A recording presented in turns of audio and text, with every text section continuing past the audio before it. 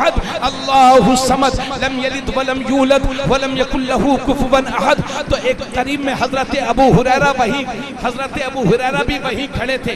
جب اس صحابی نے پڑھا قل هو اللہ احد اللہ الصمد لم یلد ولم یولد ولم یکن لہ کفوا احد، تو میرے نبی نے فرمایا وجبت وجبت وجبت، واجب ہو گئی واجب ہو گئی واجب ہو گئی. تو حضرت ابو ہریرہ وہی کھڑے تھے، عرض کرتے ہیں یا رسول اللہ ما وجبت، یا رسول اللہ کیا واجب ہو گئی؟ نبی نے فرمایا جس نے قل هو اللہ پڑھا اس کے لیے جنت واجب ہو گئی. تبریز عالم صاحب نے بہت اچھا خطاب کیا ہے. اصلاح معاشرہ ہر مسلمان کو سننا چاہیے اور ویڈیو کو لائک کریں، شیئر ضرور کریں. پوری زندگی میں یہ مسلمان 4 صورتیں نہیں یاد کر سکا یار. وہ بنے پھرتے ہو، بڑے بڑے تم دعوے کرتے ہو کہ ہم نبی کے لیے جان دے دیں گے، قرآن کے لیے 4 رکعت 4 سورت فاتحہ کے یاد نہیں ہے تمہیں یار. وہ بڑے بڑے دعوے تمہاری یہ سب کھوکھلے. وہ جو ایک رامپور مراد آباد کا وہ ایک لنگڑا حافظ جی ہے نا، اس نے وہ جو ویڈیو بنایا کرتا، اس نے 500 روپے لگا دیے فاتحہ کے. 8 دن میں سارے محلے والوں کو فاتحہ یاد ہو گئی. تو میں اپنے اماموں سے کہوں گا 100 روپے رکھ دو چراغی کا، یہ خود ہی فاتحہ یاد کر دیں گے. اور وہ عجیب بیوقوف ٹائپ کا آدمی ہے وہ لنگڑا حافظ جی، وہ آج کل یوٹیوبر بنا گھوم رہا ہے.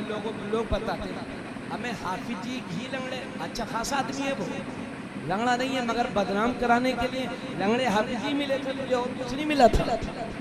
یہ لچے لفنگے یہ انہیں کچھ کرنا دھرنا نہیں ہے، سیدھے یوٹیوبر اور فیس بک یا بن جاتے ہیں اور معاذ اللہ اسلام کی شریعت کے کاموں کی، اسلام کے فرائض کے مذاق اڑایا کرتے ہیں. کیوں بھائی؟ ایسے یوٹیوبروں سے کہوں گا کہ دہلی میں جا کر کے کچھ کام کر لیں، ممبئی میں جا کر کے کچھ کام کر لیں، تمہاری اصلاح سے قوم میں سدھار نہیں آئے گا. یہ جتنے مراد آباد رامپور کے لنگڑے حافظ جی ہیں، ان لنگڑے حافظ جی سے گزارش کروں گا کہ تم لنگڑے نہیں ہو، اور اللہ سے دعا کرتا ہوں اللہ تمہیں لنگڑا بھی نہ بنائے، مگر اسلام کے نام پر تھبا نہ بنو. قوم کی اصلاح تم نہیں کرو گے، قوم کی اصلاح ہمارے علماء کریں گے. ہماری ذمہ داری ہے، یہ علماء کی ذمہ داری ہے. یہ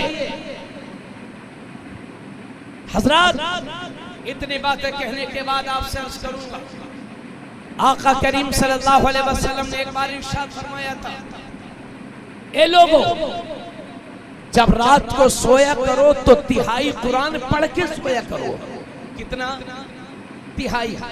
قرآن میں 30 پارے ہیں، تہائی قرآن کا مطلب ہو گیا 10 پارے. اب جب صحابہ نے سنا تو سوچنے لگے یا اللہ سوتے وقت 10 پارے ہم کیسے پڑھ سکیں گے، کیونکہ ایک پارے کو اگر ایمانداری سے پڑھا جائے تو 10 منٹ تو لگ ہی جاتے ہیں. جی 10 منٹ نہیں 20 منٹ، کم سے کم ایک پارہ ایمانداری سے پڑھا جائے تو 20 منٹ لگ جاتے ہیں، 20 سے 25 منٹ لگ جاتے ہیں. آپ سماعت کر رہے ہیں 10 پاروں کا مطلب یہ ہو گیا کہ 3 گھنٹے. اور یہ بخاری شریف کی حدیث ہے، میرے نبی نے صحابہ سے فرمایا تھا، اس حدیث کا مفہوم پیش کر رہا ہوں کہ میرے صحابہ جب رات کو سویا کرو تو تہائی قرآن پڑھ کے سویا کرو. تو صحابہ عرض کرتے ہیں یا رسول اللہ کوئی اتنی جلدی تہائی قرآن کیسے پڑھ سکتا ہے، سوتے وقت اتنی جلدی تہائی قرآن کیسے پڑھ سکتا ہے؟ تو میرے نبی فرماتے ہیں تم ایک بار قل هو اللہ شریف پڑھ لیا کرو، اللہ تہائی قرآن کا ثواب عطا فرمائے. اسی حدیث کی روشنی میں ہمارے علماء فرماتے ہیں کہ جس نے 3 بار قل هو اللہ شریف پڑھا اللہ اسے ایک قرآن کی تلاوت کا ثواب عطا فرمائے گا. تو آج غوث اعظم کی محفل میں آئے ہو، وہ ایک رات میں ایک ختم کیا کرتے تھے، کم سے کم ہم 3 قل هو اللہ شریف پڑھ کر ایک ختم قرآن کا ثواب ہی حاصل کر لیا کریں. اور اے میری ماں بہنوں، رات کو سونے سے پہلے 3 بار قل هو اللہ شریف پڑھا کرو. اور اے میرے عزیزوں، رات کو استغفار کر کے سویا کرو، اللہ کی بارگاہ میں توبہ کر کے سویا کرو، معلوم نہیں صبح کو آنکھ کھلے کہ نہ کھلے. اور قل هو اللہ شریف قرآن کی بہت چھوٹی سی سورہ ہے مگر عظمت کے لحاظ سے بہت اعلیٰ، بہت افضل. قل هو اللہ احد اللہ الصمد لم یلد ولم یولد ولم یکن لہ کفوا احد. ترجمہ بھی سن لو. قل اے حبیب آپ کہہ دو هو اللہ احد اللہ ایک ہے. اللہ الصمد اللہ بے نیاز ہے. لم یلد ولم یولد نہ وہ کسی کا بیٹا نہ اس کا کوئی بیٹا, نہ وہ کسی سے پیدا نہ اس سے کوئی پیدا. ولم یکن لہ کفوا احد اور اس کے برابر کا کوئی نہیں, اس کے مقابل کا کوئی نہیں. یہ چھوٹی سی سورہ ہے مگر عظمت تو دیکھیے. ایک بار میرے نبی کھڑے ہوئے ہیں, ساتھ میں ایک صحابی کھڑے ہوئے ہیں اور وہ صحابی پڑھتے ہیں قل هو اللہ احد اللہ الصمد لم یلد ولم یولد ولم یکن لہو کفوا احد. تو ایک قریب میں حضرت ابو ہریرہ بھی وہیں کھڑے تھے. جب اس صحابی نے پڑھا قل هو اللہ احد اللہ الصمد لم یلد ولم یولد ولم یکن لہو کفوا احد, تو میرے نبی نے فرمایا وجبت وجبت وجبت, واجب ہو گئی واجب ہو گئی واجب ہو گئی. تو حضرت ابو ہریرہ وہیں کھڑے تھے, عرض کرتے ہیں یا رسول اللہ ما وجبت, یا رسول اللہ کیا واجب ہو گئی؟ نبی نے فرمایا جس نے قل ہو اللہ پڑھا اس کے لیے جنت واجب ہو گئی.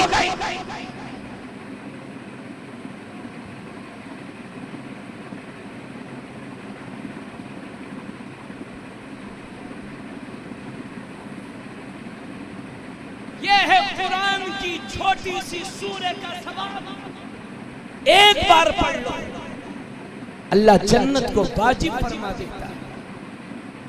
ایک بات آپ سے یہاں پر یہ عرض کر, دیکھیے قرآن ہے عربی میں اور قرآن کو پڑھنے کا مکمل ثواب صحیح معنوں میں اسی وقت ہے جب ہم قرآن کو سمجھ کر کے پڑھیں. اب ظاہر سی بات ہے ہم لوگوں کو تو صحیح سے اردو بھی بولنا نہیں آتا, ہم اردو بھی نہیں بول پاتے, تو قرآن کی فصیح و بلیغ عربی کو کیسے سمجھیں گے؟ امت کی اس مشکل کو حل کیا ہے امام احمد رضا خان نے. اگر سمجھنا چاہتے ہو قرآن تو پڑھا کرو کنز الایمان. اعلیٰ حضرت نے اردو زبان میں قرآن شریف کا ترجمہ کیا ہے جس کا نام ہے کنز الایمان. اس کا معنی ہوا ایمان کا خزانہ, اور اس پر مختصر تفسیر لکھی ہوئی ہے حضرت علامہ نعیم الدین مراد آبادی کی اردو میں. تو آپ سے یہ گزارش ہے آپ سماعت کر رہے ہیں اپنے بچیوں کی شادی کریں تو اپنی بچیوں کو اردو معنی والا قرآن شریف ضرور دیں تاکہ آپ کی بچیاں بیٹیاں قرآن شریف کی تلاوت کے ساتھ ساتھ اس کا اردو ترجمہ بھی پڑھیں اور یہ سمجھنے کی کوشش کریں کہ آخر قرآن ہم سے کیا کہہ رہا ہے. بولو بھائی, آپ سے بھی گزارش ہے کہ رمضان شریف میں اگر آپ 4 قرآن پڑھتے ہوں تو اس بار 4 نہ پڑھیے 2 ہی پڑھیے, 5 پڑھتے ہوں 2 پڑھیے, مگر قرآن کا ترجمہ بھی ساتھ ساتھ پڑھیے تاکہ آپ کو سمجھ تو آ سکے کہ قرآن کہتا کیا ہے. ٹھیک ہے بھائی؟ تو آپ اپنی بچیوں کے جہیز میں اپنی بچیوں کو جو قرآن شریف دیں وہ اردو معنی والا اور وہ بھی اعلیٰ حضرت کا ترجمہ کیا ہوا کنز الایمان اپنی بچوں کی شادی میں دیں.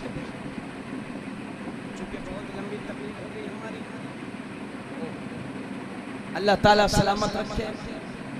آپ سے بالخصوص میں یہ عرض کروں گا کہ دیکھو بھائی غوث پاک نے عشاء کے وضو سے فجر پڑھی تو آپ کم سے کم اتنا ہی کیا کریں کہ عشاء کے وضو سے عشاء پڑھ لیا کریں اور فجر کے وضو سے ارے بولو بھائی, بعض لوگ تو ہمارے بھائی صاحب صبح کے 9 بجے 10 بجے منہ دھوتے ہیں اور منہ کیا دھوتے ہیں, منہ دھوبت ہیں. منہ دھوبت ہیں اس لیے کہ جو منہ 9 بجے 10 بجے دھلے وہ منہ دھوبت ہیں, اور جو صبح اٹھ کر کے وضو کرے وہ الحمدللہ مومن کامل ہے, نماز پڑھے. میں ایک بار لکھنؤ کی ایک یونیورسٹی میں گیا تھا ہمارے خالازاد بھائی اس وقت MBBS کر رہے تھے. میں ان سے ملنے کے لیے یونیورسٹی گیا تو دیکھا کہ 2-3 بچے چہرے پر داڑھی رکھے ہوئے اور کرتا پاجامہ پہنے ہوئے وہاں سے گزر رہے تھے. تو میں نے اپنے بھائی سے پوچھا یہ کون لوگ ہیں؟ یہ مولانا صاحب لوگ، حافظ قاری لوگ کون ہیں؟ تو ہمارے بھائی نے کہا بھائی صاحب یہ حافظ قاری مولانا نہیں ہے، یہ آپ MBBS سماعت کر رہے ہیں قادری ہیں، ایجنسی کی جانب سے یہ ہیں، پیارا پروگرام. مگر یہ سچے پکے مسلمان ہیں. ایک وقت کی نماز ان کی کبھی قضا نہیں ہوتی. جا کر کے دیکھو ممبئی میں وہ اربوں روپے کا کاروبار کرتے ہیں، کروڑوں روپے کا کاروبار کرتے ہیں، اور ان کروڑ پتیوں کے نوجوان لڑکے ایک وقت کی بھی نماز نہیں چھوڑتے. دیکھو کتنے ممبئی کے کروڑ پتیوں کی اولاد اس وقت بغداد شریف گئی ہوئی ہے غوث اعظم کو خراج عقیدت پیش کرنے کے لیے. یہ جذبہ دینی پیدا کرو، اپنے بچوں کو نماز کا پابند بناؤ. آقا کریم صلی اللہ علیہ وسلم فرماتے ہیں جب تمہارا بچہ 7 سال کا ہو جائے تو اسے نماز کا حکم کرو، اور جب تمہارا بچہ 10 سال کا ہو جائے تو اسے مار مار کر کے نماز پڑھاؤ. لیکن ڈنڈے سے نہیں مارنا ہے، تماچا مار دینا ہے، ڈانٹ دینا ہے. حالانکہ یہ علماء جانتے ہیں کہ 10 سال کے بچے پر نماز فرض نہیں ہوتی، مگر اتنی تاکید کے ساتھ اس لیے فرمایا جا رہا ہے تاکہ جب بچپن ہی سے نماز کی عادت رہے گی تو بالغ ہونے کے بعد نماز چھوڑنے کا خیال نہیں کر سکے گا. اللہ کے نبی فرماتے ہیں جب تمہارا بچہ 7 برس کا ہو جائے تو اسے نماز کا حکم کرو، اور جب 10 سال کا ہو جائے تو مار مار کر کے نماز پڑھاؤ، اور جب تمہارے بچے 10 سال کے ہو جائیں تو ان کے سونے کے بستر الگ الگ کر دو. یعنی 10 سال عمر ہونے کے بعد کوئی بھی لڑکا اپنی بہن کے ساتھ نہ سوئے، کوئی بھی بہن اپنے بھائی کے ساتھ نہ سوئے. بچوں کی عمر 10 سال ہو جائے ان کے سونے کے بستر الگ الگ کر دیجئے. آقا کریم صلی اللہ علیہ وسلم فرماتے ہیں جو صبح صبح بازار کی طرف جاتا ہے تو وہ شیطان کا جھنڈا لے کر کے جاتا ہے، اور جو صبح صبح مسجد کی طرف جاتا ہے تو وہ ایمان کا جھنڈا لے کر کے جاتا ہے. اب تمہیں یہ فیصلہ کرنا ہے کہ صبح اٹھنے کے بعد شیطان کا جھنڈا اٹھانا ہے یا اپنے ایمان کا جھنڈا اٹھانا ہے. چھوڑ دو بری عادتیں، صبح اٹھ کر کے نماز پڑھنے کی عادت ڈالو. آقا کریم صلی اللہ علیہ وسلم نے حضرت علی سے فرمایا تھا اے علی 3 کاموں میں کبھی دیر مت کرنا. جب نماز کا وقت ہو جائے تو نماز کی ادائیگی میں کبھی دیر مت کرنا. جب جنازہ تیار ہو جائے تو اس کی نماز جنازہ پڑھنے میں دیر مت کرنا. اور جب کسی بیوہ کا بدوہ کا مناسب رشتہ مل جائے تو اس کا نکاح کرنے میں دیر مت کرنا. اور یہ 3 باتیں میرے نبی نے حضرت علی سے فرمائی تھی. لکھیم پور یہاں جو زیادہ فصل ہوتی ہے وہ گنے کی فصل ہوتی ہے. گنا اور دھان، گیہوں بھی ہوتا لیکن زیادہ اچھی فصل یہاں گنے کی ہوتی ہے. کبھی کبھی سیلاب بھی آتا ہے اس علاقے میں، فصلیں برباد ہو جاتی ہیں. ایک بھائی صاحب صبح اٹھ کر کے صبح 3 بجے 4 بجے ہمارے لوگ کھیت جاتے ہیں، محنت کرتے ہیں، پانی لگاتے ہیں، کھاد ڈالتے ہیں، کھیتوں کا خیال رکھتے ہیں. ایک دن وہ آتا ہے کہ فصل پک کر کے تیار ہو جاتی ہے. آپ سماعت کر رہے ہیں قادری ایجنسی کی جانب سے یہ پیارا پروگرام. پانی آیا سیلاب، ختم فصل. تو بھائی آپ نے محنت تو بہت کی تھی، تو آپ کے یہاں دھان تو بہت زیادہ ہونا چاہیے، آپ کے کھیت میں گنا تو بہت زیادہ ہونا چاہیے تھا، مگر کیوں برباد ہو گئی فصلیں؟ پتہ یہ چلا کہ سب کچھ آپ کے ہاتھ میں نہیں ہے. دینے والی ذات میرے رب کی ذات ہے، رزق دینے والی ذات رب کی ذات ہے، کھیتوں میں برکت دینے والی ذات رب کی ذات ہے، کھیتوں میں دانا زیادہ دینے والی ذات میرے رب کی ذات ہے. اس لیے اپنی عقلوں پر بھروسہ کم کرو، خدا کی ذات پر بھروسہ زیادہ کرو. اور جب صبح اٹھ کر کے آپ 4 بجے کھیت پر جاتے ہی ہیں تو کبھی کبھی مصلی بھی لے جایا کریں اور وہیں وضو کر کے کبھی کبھی کھیت میں ہی نماز پڑھ لیا کریں. پڑھ کے تو دیکھو، ایک بار دعا مانگ کے تو دیکھو، اللہ تمہارے مقدر کو سباس دے گا. اس لیے میں آپ سے کہتا ہوں کہ دینے والی ذات اللہ کی ذات ہے.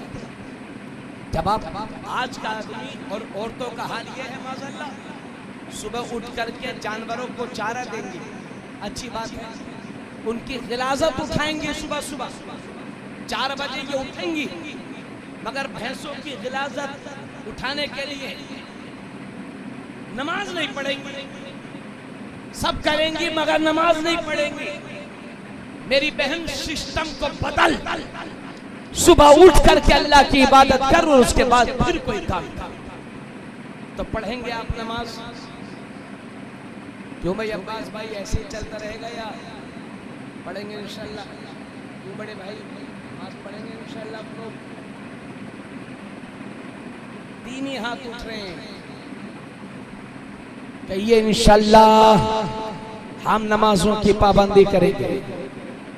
بس تقریر میں یہ کہہ کر کے ختم کر رہا ہوں، انشاءاللہ پھر کبھی ملاقات ہوگی. مولانا میرا صاحب ایک بات میں آپ سے کہتا ہوں، دیکھیے بھائی، اس وقت جو حالات ہمارے سامنے ہیں، میں اپنی بات کر رہا ہوں. میں ابھی جب نانپارہ سے چلا تو اپنی گاڑی سے آیا. عام طور پر زیادہ تر اپنی ہی گاڑی سے آتے ہیں. اچھا، آپ سے تو پچھلی بار بھی ملاقات ہوئی تھی چچا. بہت بڑھیا، مالک خوش ہے. بیٹھو چچا بیٹھو. دیکھیے چچا بھی آئے ہمارے. ہاں، کتنے ہمارے بھائی گاؤں کے لوگ جو ہے نا برادران وطن ہمارے، وہ بھی آئے ہیں جلسے میں. تو آپ کے دلوں میں، ہمارے دلوں میں نفرت نہیں ہونی چاہیے. ہاں الحمدللہ یہ ہمارا ہندوستان تہذیب والا ملک ہے، امن والا ملک ہے. اس لیے آپ نیتاؤں کے کہنے، نیتا لوگوں کے کہنے میں نہ آئیں، اور جو ذمہ داری آپ نبھائیں. اگر یہ گاؤں، اس گاؤں کا مسلمان اور اس گاؤں کا ہندو اور اس گاؤں کا سکھ اگر اچھا رہے گا تو پورا گاؤں ترقی کرے گا، گاؤں میں خوشحالی آئے گی، اور گاؤں میں ملک بھر میں گاؤں کا نام بھی ہوگا. جو بات میں کہنے چاہ رہا تھا، چاچا صاحب آئے ہیں، ان کی موجودگی میں میں کہہ دوں، اور چاچا صاحب سے کہہ رہا ہوں کہ میری اس بات کو ہمارے بھائیوں تک، برادران وطن تک پہنچا دیجئے. جو ہمارے ہندو صاحبان ہیں ان کو بھی کہہ دیجئے میری طرف سے. اب یہ بات آپ سے میں جو کہنے جا رہا ہوں وہ یہ کہ جب میں نانپارہ سے چلا تو اپنی گاڑی سے آیا، یہاں آیا تو مولانا میرا صاحب نے میرا استقبال کیا. تو میں مسلمانوں سے چلا، مسلمان کے ساتھ گاڑی میں بیٹھا، مسلمان سے ملا، مسلمانوں میں تقریر کر رہا ہوں، پھر مسلمانوں سے مل کر کے پھر مسلمان کے ساتھ، پھر مسلمانوں میں چلا جاؤں گا. سماج میں آپ رہتے ہو، دنیا کے دوسرے مذہب کے لوگوں کے ساتھ بزنس میں پارٹنرشپ آپ کی ہے. آپ کھیتوں میں دوسرے مذہب کے لوگوں کے ساتھ مزدوری آپ کرتے ہیں، مارکیٹ میں دکانیں آپ کی ہیں. آپ سماعت اپنی ذمہ داری کا احساس کرو. اگر آپ کے پڑوس میں کوئی غیر مسلم بھی رہتا ہو تو اس کی جان اور اس کا مال تمہاری وجہ سے خطرے میں نہ پڑنے پائے. اللہ کے نبی فرماتے ہیں، اللہ کی قسم وہ مسلمان نہیں، اللہ کی قسم وہ مسلمان نہیں، اللہ کی قسم وہ مسلمان نہیں. صحابہ نے پوچھا یا رسول اللہ کون؟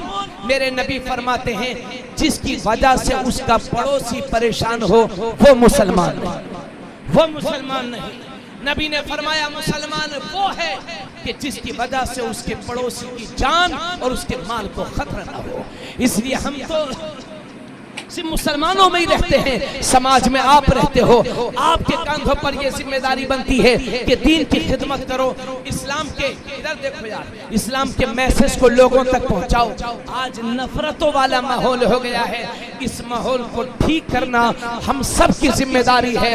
حضرات گرامی، اگر آپ کے پڑوس میں آپ کے غیر مسلم بھائی بھی رہتے ہوں تو ان کے ساتھ آپ اچھا سلوک کیجئے. اگر وہ بیمار ہوں تو ان کی عیادت بھی کیجئے, ان کا خیال رکھیے. ان کے بچے ہوں ان کا خیال رکھیے. کسی پریشانی میں گھر جائیں تو آپ کی وجہ سے ان کی امداد ہونی چاہیے, آپ کی وجہ سے ان کو تکلیف نہیں ہونا چاہیے. اگر مارکیٹ میں آپ کی دکان ہے, ایک آپ کی دکان ہے, آپ کے بغل میں پانڈے جی اور کمار جی اور فلاں جی کی دکان ہے, ادھر عبداللہ اور عبد الرحمن کی دکان ہے, تو بزنس میں ایسی ایمانداری سے کام لو, ایسی ایمانداری سے کام لو کہ مارکیٹ کے لوگوں کو بھی بھروسہ ہو جائے کہ یہ نقصان تو اٹھا لے گا مگر ہمارے ساتھ فراڈ نہیں کرے گا, یہ ہمارے ساتھ جھوٹ نہیں بولے گا, ہمارے ساتھ یہ ظلم و زیادتی نہیں کرے گا. اگر آپ کھیت میں مزدوری کر رہے ہوں تو ان کے ساتھ میں آپ کی زبان اچھی ہونا چاہیے, کھیت آپ کا ہو. اگر مزدوری کوئی غیر مسلم بھی آپ کے کھیت میں کرتا ہو تو اس کے ساتھ آپ کا سلوک غلط نہیں ہونا چاہیے. آپ اس کو مزدور نہ سمجھیں, اپنا بھائی سمجھیں, اس کا محنتانہ پیش کریں. آج کے دور میں یہ ہم سب کی ذمہ داری بنتی ہے. میں کہنے کا مطلب یہ ہے کہ آپ جہاں رہو وہی دین کی خدمت کرو, سچے پکے مسلمان بنو. اسلام جیسا تمہیں چلانا چاہتا ہے ویسا چلو. اب تم دوسروں کے ساتھ فراڈ کرو گے, دوسروں کی بہن بیٹیوں کے ساتھ چھڑکانی کریں گے ہمارے لڑکے, اور معاذاللہ صدبار معاذاللہ ان کو ستاؤ گے, ان کے پیسے مارو گے, ان کو مارو گے, ان کے دلوں میں تمہارے دلوں میں ان کے لیے نفرت ہوگی. تو کہیں ایسا نہ ہو کہ تمہاری بدعملیوں کی وجہ سے, تمہارے برے کاموں کی وجہ سے دنیا کی دوسری قومیں تم سے نفرت نہ کرنے لگے, اور نفرت یہاں تک پہنچ جائے کہ تمہارے ساتھ ساتھ تمہارے دین کو نہ برا بھلا کہنے لگے. ایسا وقت آنے سے پہلے ہر مسلمان کی یہ ذمہ داری ہے کہ برادران وطن کے ساتھ اچھا سلوک پیش کیجئے, ایمانداری سے کاروبار کریے, جھوٹ قطعی نہ بولیے, کسی کے ساتھ فراڈ نہ کیجئے, دوسرے کی بہن بیٹیوں کی عزت کا خیال رکھیے, پکے سچے مسلمان بن جائیے. اور یاد رہے راجہ پور, آج میں آپ کے درمیان تقریر کر رہا ہوں, کب تک کروں گا کوئی بھروسہ نہیں. اللہ رب العزت لمبی عمر آپ کو بھی عطا فرمائے اور غوث کے صدقے مجھے بھی لمبی عمر عطا فرمائے. مگر معلوم نہیں بس ختم دو بول زندگی کی شام کب ہو جائے. اسی راجہ پور اور آس پاس کے قبرستانوں میں ایسے لوگ بھی آرام فرما رہے ہیں کہ جب وہ بولتے تھے تو 4 آدمی ان کی باتوں کو سنا کرتے تھے, مگر جب ان کا انتقال ہو گیا تو ان کے پوتے کو بھی یہ خبر نہیں ہے کہ میرے دادا کی قبر کہاں ہے. اسی طرح سے دنیا ہمیں بھول جائے گی. یہ مت سوچنا کہ راجہ پور میں جس دن مروں گا تو سارا راجہ پور مجھ پر روئے گا, میرے لیے آنسو بہائے گا. ارے بھائی دیکھتے نہیں ہو 4-5 آدمی روئیں گے, 10-15 آدمی روئیں گے, وہ بھی 2-4 دن روئیں گے. اس کے بعد آپ کا 40واں ہوگا, 1-2 برسی ہو جائے گی, پھر آپ کے بیٹے کو بھی یہ پتہ نہیں رہ جائے گا کہ میرے باپ کی قبر کہاں ہے. نامہ اعمال اپنا لے کر کے اللہ کی بارگاہ میں حاضر ہونا ہوگا. ختم کر رہا ہوں. حضرت عثمان غنی جب کسی قبر کو دیکھتے تھے تو کھڑے ہو کر کے اتنا روتے تھے کہ داڑھی آنسوؤں سے تر ہو جاتی تھی. لوگ کہتے تھے حضرت آپ کے سامنے جہنم کا ذکر ہوتا ہے, آپ اتنا نہیں روتے, لیکن جب قبر کو دیکھتے ہیں تو اتنا کیوں روتے ہیں آپ. تو حضرت عثمان آپ سماعت کر رہے ہیں. قبر آخرت کی منزلوں میں سے پہلی منزل ہے, جس کی یہ منزل خیریت کے ساتھ گزر گئی, آنے والی منزلیں اس کے لیے اور بھی آسان ہو جائیں گی. اس لیے میرے عزیز قبر کی تیاری کرو. پہلے روڈ کچے ہوتے تھے, ایکسیڈنٹ ہوتے تھے, 1-2 لوگ مرا کرتے تھے. آج روڈ پکے بن گئے ہیں, ایکسپریس وے ہیں, پوری کی پوری گاڑی پلٹتی ہے اور پوری کی پوری فیملی ختم ہو جاتی ہے. حضرات گرامی, کوئی بھروسہ نہیں کہ زندگی کی شام کب ہو جائے. آج آئے ہو تو خالی ہاتھ نہ جاؤ, غوث اعظم کی محفل میں آئے ہو تو توبہ کر کے جاؤ, اللہ سے اپنے گناہوں سے معافی مانگ کر کے جاؤ, رسول اللہ کو حاضر و ناظر جان کر کے اپنے آپ سے یہ وعدہ کر کے جاؤ کہ انشاءاللہ آج کے بعد کبھی نماز نہیں چھوڑیں گے, انشاءاللہ کبھی جھوٹ نہیں بولیں گے, انشاءاللہ آج کے بعد جوا نہیں کھیلیں گے, انشاءاللہ آج کے بعد شراب نہیں پیئیں گے, انشاءاللہ آج کے بعد زنا نہیں کریں گے, انشاءاللہ آج کے بعد فراڈ نہیں کریں گے, इंशाअल्लाह आज के बाद किसी की ग़ीबत नहीं करेंगे। तुम सच्चे मुसलमान तो बन जाओ, फिर तुम्हारा भाई तुम्हें यकीन दिलाता है ये जो हालात हमारे सामने हैं, ये जो परेशानियां हमारे सामने खड़ी हैं, ये बादल हैं उड़ जाएंगे, आंधियां हैं रुक जाएंगी, तूफान हैं थम जाएंगे, इस्लाम का उजाला क़यामत तक बाकी रहेगा। मेरे अजीज तू अपना रास्ता सीधा कर ले, अगर रास्ते में पत्थर भी होंगे तो अल्लाह मोम बना देगा, कांटे भी होंगे तो फूल बना देगा।